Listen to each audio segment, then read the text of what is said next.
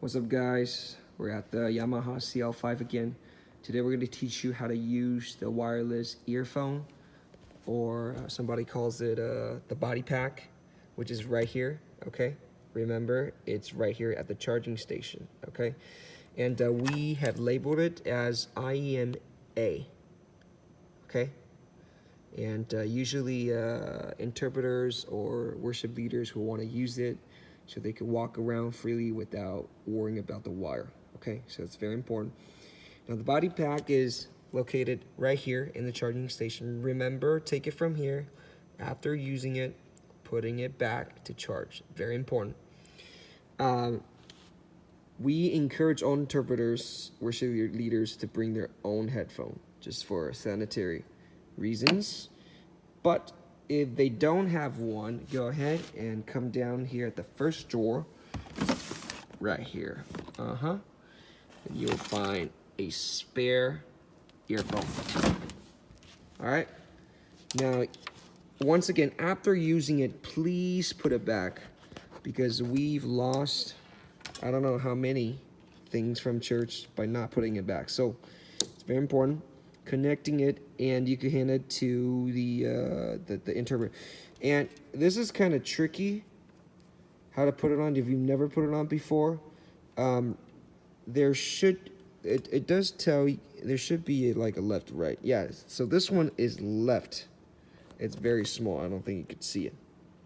But you want to make sure the right ear putting at the right side, the left ear putting at the left side, and you have to go around your ear actually, and then if this is your left ear, go around your ear, and then put it inside your ear hole.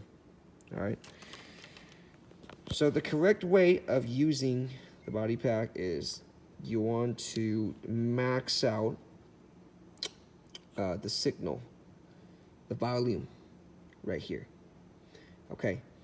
And so maxing out here, and when we come to the board to adjust the signal that we're sending out is at the output 2532, the mixes 9 to 16, and then you'll see IEM A, okay? And we want to max out on the body pack device and give and push, and you could start from 0 and then push up little by little until they can hear themselves clearly. The reason why is this way we can prevent the peaking from the transmitter device. Okay, it's just to eliminate any clipping sound. All right, now how do we send, what channels to send into the IEM? Now we come into the send on faders for most of the in-ear monitors. That's how we do it. And you see there's mix 16 and 1724. If you click on it, it's 1724. We want to do the 1 to 16, and then we come down there, you will see a IEM A, which is right here. Click on it, and you'll realize the left side of the board are all lit up. The green button are lit up. Now in this page, then you can begin to choose what to send. Let's say, oh, we want some worship leader sound, and you could send some sound here. I would say let's start to like everything you send to 0. So everything sent to 0, and then they could say once we've adjusted their the overall volume. Well, let's just send it to 0, and then we could adjust it later, right? And so for the interpreter, for tomorrow's sake, this is translating, I would come to wireless. Can you guys see that? Yeah, wireless. And then I will send the mics to 0 first, okay? So all the wireless, 1 to 3. Okay, once that's done, we come out, and you could have them put on the body pack with the volume set at 100% and let them test it out. And what you adjust is to adjust the overall value here, IEM A, first, okay?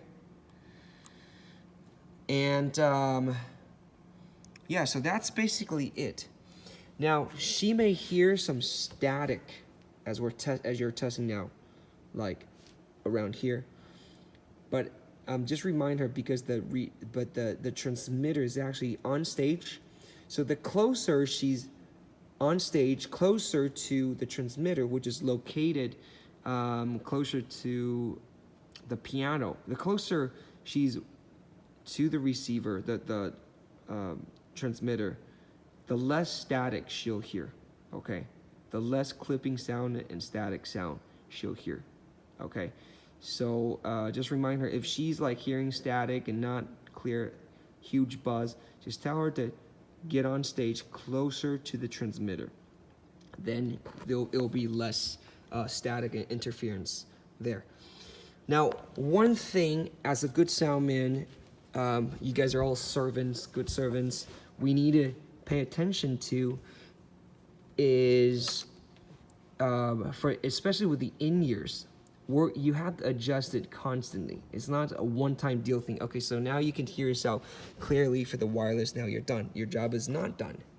Okay, especially like when Alice is translating for Henry, and as the meeting goes on, his intensity will build up, right?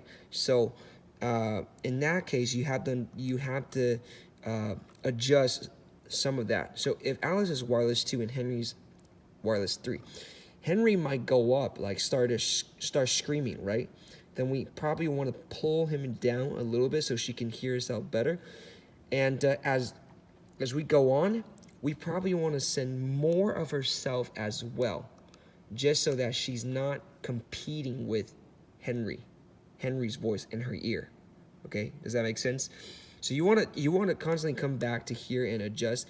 And one good thing is I tell all the interpreters, the worship leaders, to establish some type of signal, right?